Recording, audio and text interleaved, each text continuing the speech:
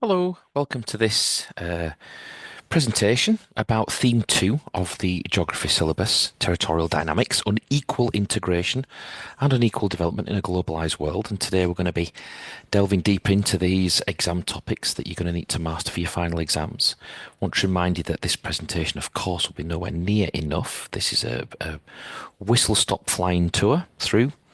You will have, of course, your own detailed notes, especially case study notes and specific details that you'll be able to call upon and use in the exam. But this is just designed to help you explore factors behind unequal global integration. We're going to look at the double-edged nature of many institutions and actors in this globalized world that we live in. And we're going to highlight some key concepts. And those are going to be the concept of core periphery and cumulative causation, the idea that there are areas, core areas, peripheral areas, and that cumulative causation is entrenching and deepening patterns, both positive and negative. And we're going to look at the role of those key actors you can see written down the right-hand side there. We're going to look at national governments, what they can do um, to try to equalise integration and development. We're going to look at trade blocks and the way they work. We're going to look at IGOs, and we're going to look at transnational corporations and then some smaller kind of grassroots organisations and what they can do, NGOs. But these are what we call the actors, groups, nations, essentially people with vested interests in this globalised world economy that we have that is no doubt, undoubtedly, highly disparate. So as you can see from the map there, global economic integration is highly uneven. And the core periphery model really explains how core regions, which are those in orange with advanced infrastructure, strong institutions, robust investment climates, how they grow and consolidate and deepen their economic power over time. And the peripheral regions get caught in the opposite, which is essentially cycles of underdevelopment. And that's what we talk about in terms of cumulative causation. You can see the diagram at the bottom. When it works well, early advantages, initial advantages in core regions, then lead to the attraction of more investment and innovation. And if managed well with good governance, you can see that that can lead to more investment and more economic activity, and those areas in orange do well. And the areas in green get caught in a cycle of the opposite. And we're going to look particularly at a real world example of one of those countries soon when we look at the DRC, that despite having great mineral wealth remains a very, very poor country. You can see the three main economic hubs on the planet there circled in red: North America, Western Europe, the EU, and Far East Asia, Japan, South Korea, and that eastern edge of China.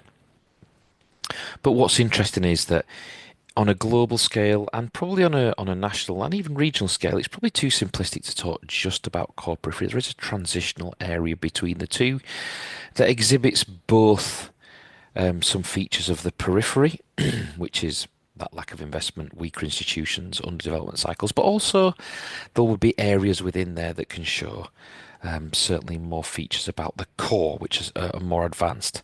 And often, if you go to those countries, you'll see big differences between urban areas and rural areas. Urban areas resembling more what you would expect to find in those core economic hubs.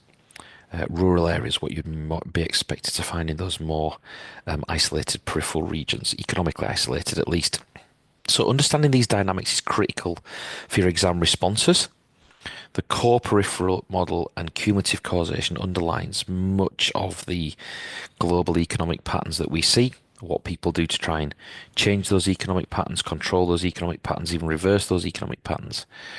But you'll see that that is how they are ensconced. We're going to start off on a national scale now. So we're going to look at one set of actors, which is national governments, and you will have studied countries where there is great regional differences within those countries. We spoke before just now about those semi-peripheral countries, of which Russia would certainly be classed as one.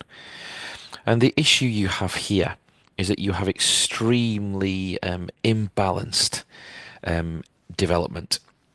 So Russia provides a really stark example of regional equality, some of it driven by geographical, natural factors, For instance, the Western regions, they benefit quite clearly from their proximity to Europe, their climate, their robust infrastructure, and they've over centuries experienced significant growth.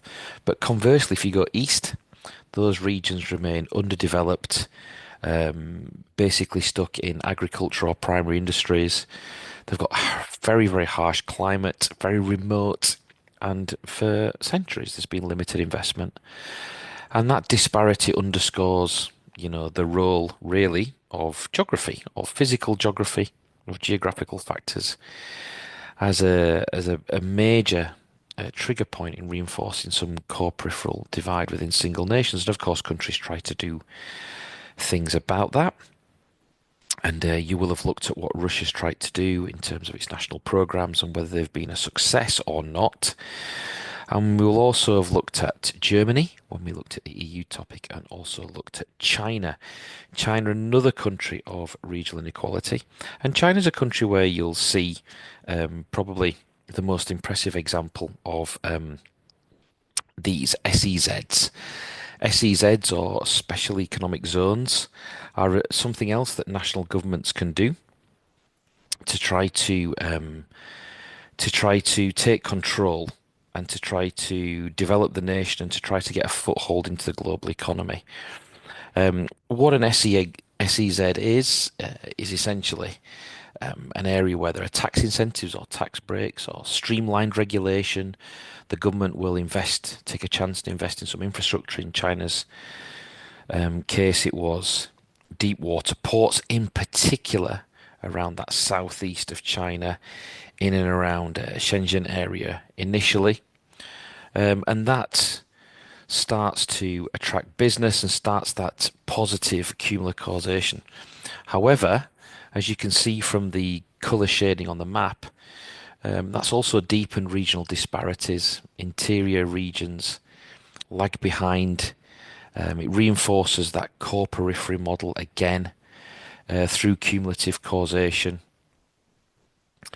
So you can see, although SEZs can be one policy and one way in which countries can get themselves into the world economy, it comes as a double-edged sword because it often deepens those regional disparities that we looked at with Russia. If you were to go to the other end of the spectrum, you can see countries that get stuck in that negative causational cycle in the periphery, and we'll come back and look at the Democratic Republic of Congo in more detail. But and we're going to take some time to look at this heady mix of resources that have been pillaged for centuries, resources that should make them an extremely wealthy country, but of course attract the wrong kind of international industrial interest, that colonial legacy of being an oppressed and suppressed people, where the country has been established not for the benefit of locals, but for the benefit of external forces. And as a result, there's been no real investment and nothing really to kickstart that positive cumulative causation. Yes, they have some initial advantages, but nothing else has gone really in their favour. And they are having a negative cumulative impact, unlike we saw countries like China, where they're trying to create that positive cumulative impact, although that comes at a regional cost. What countries can also do to try to access the global economy is to try to join together and form themselves into trade blocs. And trade blocs are something that have increased over the second half, in particular of the 20th century, and they're a fundamental tool for economic integration. And they can really have an influence on global trade flows. But once again, they're a bit of a double-edged sword, because within the blocs, they can also deepen disparities if there isn't a great attempt to try to have a economic cohesion. So, for instance, trade blocs like the EU, the one we know the best, and the recently revamped NAFTA, which is now known as the USMCA, they try to reduce tariffs and facilitate inter-regional trade and inter-regional business. And that's great for the countries within the trade blocs. The big debate is whether it actually leads to greater globalization and global integration. So, for instance, as you can see from the graph at the bottom, Over time, countries that are in those trade blocks just trade more and more and more and more with the countries within the blocks and less and less and less with countries outside. So is it really a global is that map we can see there really a global economic map, or is it a map of regions that are just becoming increasingly more and more isolated? And are non-members finding it more and more difficult to access markets and to trade within those areas? And we've seen, countries try to address that, but the UK left the EU partly to try to move away from this kind of control that they felt that they didn't have being part of the European Union. And you can see President Trump has been very unhappy with the USMCA and tried to renegotiate tariffs and tried to renegotiate and disrupt really the relationship in North America more to his advantage. So, trade blocks, as we've just seen there, are a key actor in globalization. Are they a force for globalization, or are they a force for regionalization? Is it integration? Is it exclusion? That's the great that's the great point of debate and discussion. And you'll, of course, will have looked at all angles of that argument and looked at the way in which those trade blocks operate.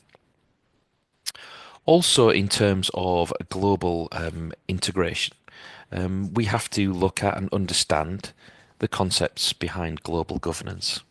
And global governance is shaped really by key institutions like the World Bank, the International Monetary Fund, and particularly also the World Trade Organization. These organizations have stabilized and regulated, or attempted, I should say, to stabilize and regulate international economic interactions since the Bretton Woods Agreement at the end of the Second World War, where the US and UK were always central figures. And part of the criticism of them is that essentially they are basically vehicles of some of the world's wealthier nations to continue to enact the same kind of geopolitical and geo-economic policies that there have been for centuries. You can see the cartoon at the bottom there, a colonial, almost crusader saying, "I claim this land in the name of His Majesty," and then the IMF, some 3, 4, 500 years later, "I structurally adjust this land in the name of economic growth." Is it essentially just the same pattern that we've seen all the way through? So the plus points of these IGOs, and you'll need to know what each one does and how each one works in detail, and their advantages, what their supporters say they do particularly well, and also what their detractors say they don't do so well. But you'll need to be able to understand those organisations in terms of their governance over the global economy. Are they in fact organisations that facilitate equalisation, globalisation, and people accessing, or do they just confirm and compound those existing patterns? Now, there has been challenges to the system. Yes, we've talked before about Brexit, and there's increased trade protectionism, and we're seeing rising economic nationalism at the moment. And you could argue that they are challenges to this globalized world order. But we've also seen a significant development in the emergence of the BRICS countries. The BRICS, of course, standing for Brazil, Russia, India, China, and South Africa. Of course, they've expanded recently, and there's plans for further expansion. And what they're trying to do is really challenge that traditional dominance of Western power and Western institutions. And these nations are not just growing rapidly in terms of economic output, but they're also trying to develop their own alternative financial and political institutions. You get things like the New Development Bank, which is intended to act as an alternative to the World Bank. And their growing influence is really reshaping global governance in some respects by offering an alternative model of development and cooperation and challenging it. And although they are a long, long way behind those established IGOs in terms of size and influence, they're certainly exemplifying how that global centre of gravity may be slowly shifting. So we know the core periphery model is there. We've got these semi-peripheral areas now, and we know cumulative causation remains vital in kind of entrenching privilege and also entrenching disadvantage. But we're starting to see that maybe, and that's the great debate, are the BRICS really challenging that global order, or really are we still in a pattern dominated by the major Western powers? Although there have been other things happening recently. Obviously, we've seen a new president in the White House in the US in the form of Donald Trump here in 2025. And he is looking to kind of challenge and shake up some of these old established orders. Um, but the WTO continues to play a key role in maintaining a rules-based international order for trade. But its effectiveness is continually tested by countries imposing economic nationalism, and it looks like will continue to do so for some time. So knowledge, understanding and evaluation of the BRICS as a major international global actor is also key. We then come back to if we're going to look at patterns of unequal integration, we have to look at case studies and examples. And that requires an understanding, a deep understanding of the geography of underdevelopment. And when assessing underdevelopment in the least developed countries, which are the poorest nations on the planet, I'm afraid we sometimes see students get stuck in a kind of stereotypical focus on governance issues, just basically saying that the government is weak and corrupt, and as a result, the country will never get anywhere, which is really, I hate to say it, but lazy analysis, I guess. It doesn't really take on board an understanding of the structural economic barriers that also play a critical role, especially those that stem from geography and also from foreign influences, both historical and modern. And for instance, if we were to look at the Democratic Republic of Congo, you see a stark example of how these multiple barriers combine to impede development. The country's geographically is largely landlocked, which means it's got very high transportation costs for its goods, no real seaports, and limited access to international markets, which hinder its ability to trade competitively. It's got a vast, huge, rugged terrain, almost ungovernable in its size, and a tropical climate and dense forests that further complicate any kind of robust infrastructure. You can see UN troops and trucks trying to move around on the photograph there. But that physical geography is only part of the story. Its underdevelopment is also deeply entwined with foreign influence. I mean, historically, colonial exploitation by the Belgians set the stage for a cycle of drastic resource extraction that benefited those external powers and, more recently, transnational corporations. And even after their independence, when you would think they would be free of that, the DRC has experienced significant foreign intervention, both directly and indirectly, that skewed its economic policies in favour of external interests rather than local development. And you can see that's exemplified by the cartoon at the bottom, where Africa has just been hollowed out and the wealth has been stacked up in North America and Western Europe. And those foreign countries would be drawn to the DRC's abundant mineral wealth, particularly cobalt and copper, for a long time now. But the profits from these resources just don't translate into widespread economic developments for the local population. We have this, what would be described as neo-colonial economic practice and externally imposed policies when the country is bankrupt and bailed out by people like the IMF. The structural adjustment plans allow transnational corporations to come in, sometimes on unfavourable terms, and that reinforces the country's peripheral status in that negative causation. And it's that interplay of geography and persistent foreign influence over time that really illustrates that principle of that negative causation. Initial disadvantage, although it should have been an advantage, the mineral wealth, but the initial disadvantages due to isolation or exploitation just snowball into these long-term, structural, deeply embedded developmental challenges. And that's observed not just in the DRC, although it's a particularly stark example. You can see on the graph at the top there that outside of Madagascar, it's got the highest percentage share of anywhere in the world, with people living below the international poverty line, which is currently $2.15 a day.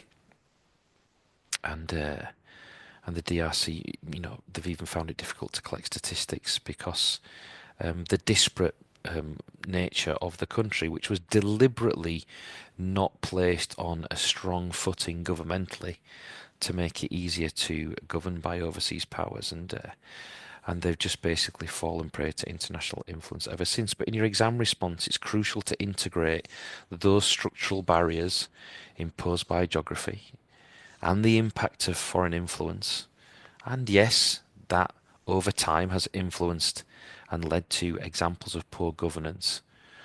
But, this case shows that its challenges are multifaceted and ongoing, and a comprehensive perspective would also reinforce and link this back to this concept of core periphery and negative causation, negative cumulative causation.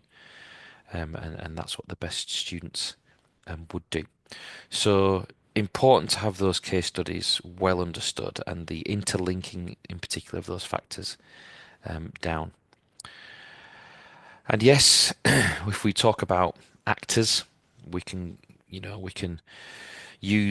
can talk about the role of transnational corporations, which I'm going to come on to in more detail in a second. But transnational corporations can be seen as a negative if they're extracting resources, if they're not looking after the environment, they're not treating locals well, they're not paying well, they're not investing in the local community, and they're just taking money out, then some TNCs can get a very, very bad reputation.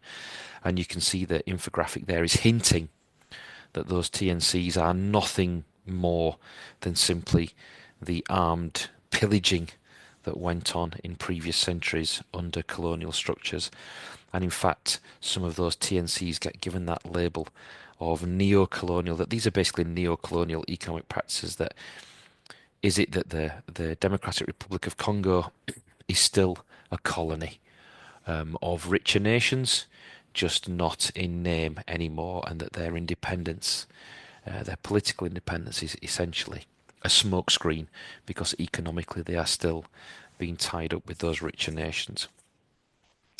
So that is one way of looking at transnational corporations and one way of looking at IGOs and one way of looking at international trade in a very negative way in terms of their interactions with some of the world's poorer developed countries. However, as with many things here, we've got a double-edged sword, which is that transnational corporations can also be seen as a force for good, and they can be seen as part of the solution. That if transnational corporations, if it's done well, and they can come into a country, they can be responsible for setting up factories, employing people properly, paying them on good terms, providing local services, paying fair and appropriate taxes, and then allowing governments to invest in infrastructure and really allowing that positive cumulative causation to take place. And so transnational corporations, there's a big debate about them. Are they really another arm of neocolonialism, or are they also an example of how we can have international trade and how TNCs can really help countries to become integrated into that global economy? There are also smaller organisations such as NGOs. NGOs are essential in many cases in addressing social impacts of inequality. We've focused a lot on the economy because, of course, that's what underpins everything. But grassroots efforts of non-governmental organisations or charities and other organisations such as Fair Trade, microfinance, ecotourism initiatives, these grassroots efforts in education, healthcare, community development, environmental development can help level the playing field in small stages and can counter, in some cases, those negative effects. And they often serve as a bridge, although one of the great criticisms you can see from the front of the magazine there. Do they really help? One of the great criticisms is that they operate on such a frighteningly small scale compared to the size of the problems. But often, yes, they themselves might operate on a small scale, but they can often work as a bridge between state policies, governmental policies, even international IGO policies, even transnational corporations, and local needs. And they can advocate very successfully for sustainable and equitable development, as well as delivering it on a small scale themselves only. So it's also important that you are able to look at and evaluate and analyse different ways in which these challenges of unequal integration can really be addressed by various actors in the global economy. So, just really to recap and summarise what we've got unequal global integration, core periphery model, and cumulative causation explains how early advantages can entrench these disparities, and we've taken a look at peripheral regions like the DRC and how they are not integrated. We've looked at then some of the strategies like SEZs, trade blocks, some of the things that governments can do, and you'll need to have all of these examples um, able to drop in real specific details of these examples. But you can see how they can promote integration, but they can also exacerbate inequalities if those benefits aren't if those benefits, sorry, are unevenly distributed. We've then got the issues around global governance.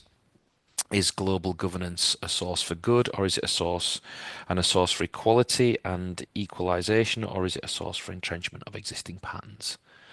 And we looked at how some things are changing that. We talked about BRICS and the way in which they are challenging that order of global governance. And then the development and challenges of LDCs, we just looked in detail there at the DRC, and of course you'll need to have lots more dates, facts, details down. But the DRC situation shows what a complex intercombination of factors leads to this disparity in the global economy, and not always easy to solve. But there are signs that there are attempts, at least, to try to alter these global patterns. And of course, it all comes down to these actors in the global economy. How effective are they? What are their advantages? What are their disadvantages? What are their strengths? What are their weaknesses? IGOs, trade blocks, national governments, TNCs, NGOs, they're essential for reducing inequality. Some people would say they're also essential for entrenching inequality. But looking at case studies like Russia's and China's regional disparities can underline the importance of geographical factors too, that this is not just an abstract economic theory that we're talking about. It plays out in a real world. It plays out in countries with different climates and different landscapes and different mineral wealth. So it doesn't play out hypothetically, it plays out in the real world, and being able to root that is very, very important, and be able to assess the efforts of these actors and whether they can break those cycles of negative cumulative causation. So that's theme 2 kind of in a nutshell. Don't forget, as you prepare for your exams, you've got to integrate these theoretical frameworks with detailed real world examples. And that will not only deepen your understanding, but will also strengthen your ability when you see how it all links together to articulate these complex ideas clearly and persuasively. Try to see the whole board, as well as being able to go in and look at the individual moves, individual chess moves that are taking place at any given time in the global economy. So thanks for watching. I hope it gives you a little boost in your confidence to prepare for your final exams. Keep exploring, keep questioning, keep watching the news. And remember that the more you connect theory with the real world and real world events and detailed case study knowledge, the clearer these complex dynamics become. All right, thanks very much.